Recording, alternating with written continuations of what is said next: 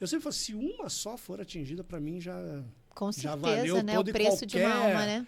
todo e qualquer esforço, né? Se alguma pessoa for abençoada, se alguém tiver Com certeza. tipo, um estado emocional de um jeito e de repente aquilo melhorar, já é o suficiente.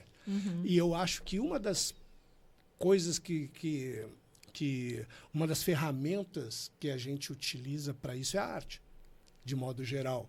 Né? Tipo, tanto a gente fala mais em música dentro da igreja, mas você tem outras expressões, expressões, né? Você que às vezes dentro, como por conta da mídia, a gente tem a música é um negócio que chega muito forte, porque ela é feita por padrões, né? Então isso a atinge música ela mais. imprime uma cultura Exatamente. também, né? Através da música você consegue levar. Você tem a literatura cristã, que geralmente ela é voltada mais para uma outra coisa.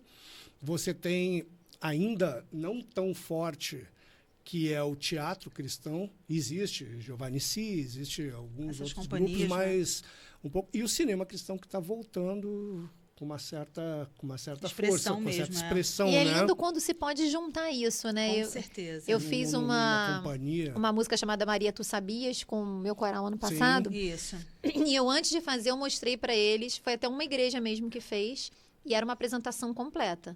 Você tinha uma artista fazendo a expressão corporal no meio, que era uma expressão corporal junto com dança.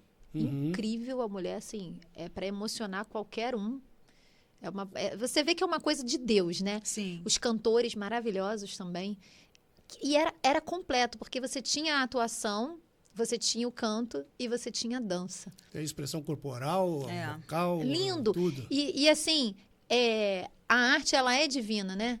É até interessante a gente falar sobre isso, porque acaba que o meio artístico, muitas vezes, infelizmente, ele acaba sendo anticristão. Né? Ele vai muito assim na contramão do cristianismo, na direção do mundo. E isso me entristece porque, assim, eu acho que a arte é tão divina, gente. É verdade. Isso dos anos 60 para cá, né? Porque antigamente você via filmes... Sim, o Ben-Hur, a gente estava falando do Ben-Hur esses dias, né? Os 10 Mandamentos também que ele fez, né? E aí, de repente, você tem uma guinada dos anos 60 para cá, e aí seculariza de uma maneira... E agora está a passos largos, né? Por isso que eu falei do cinema cristão, tá falando muito distante, que agora tá... Então, assim, é elitizado porque alguns querem que seja, porque não é para ser. Sim.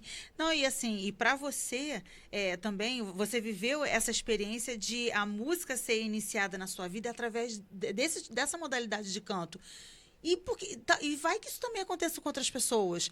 Que às vezes a pessoa se acha incapaz ou desafinada, mas é porque, de repente, ela não se encontrou ainda. Assim como você se encontrou dessa forma, se você não tornar acessível, outras pessoas vão ficar perdidas.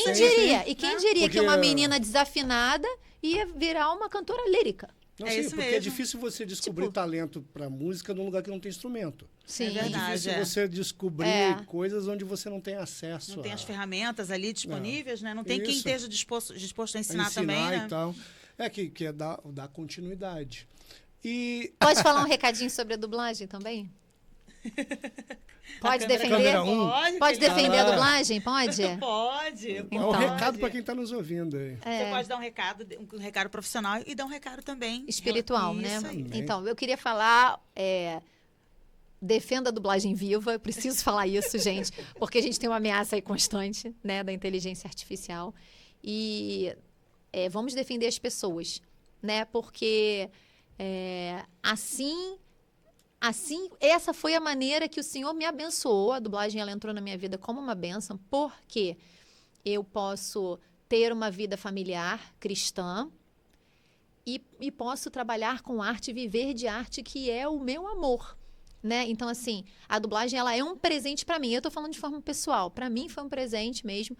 E eu tenho certeza que foi o Senhor que colocou na minha vida, né? Que tem um propósito para isso. Porque eu posso ter a minha família, eu posso estar com a minha família finais de semana, que geralmente atores estão trabalhando, né? Estão se apresentando. Eu posso estar com a minha família finais de semana, eu posso estar na igreja, louvando ao Senhor, no domingo. E eu posso trabalhar com arte. Então, assim, eu não podia deixar de falar para que...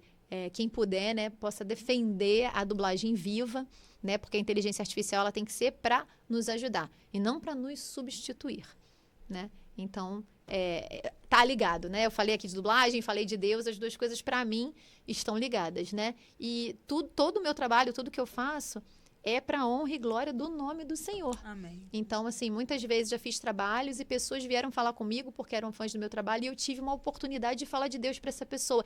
E essa pessoa ouviu muito mais do que se fosse a mãe dela falando.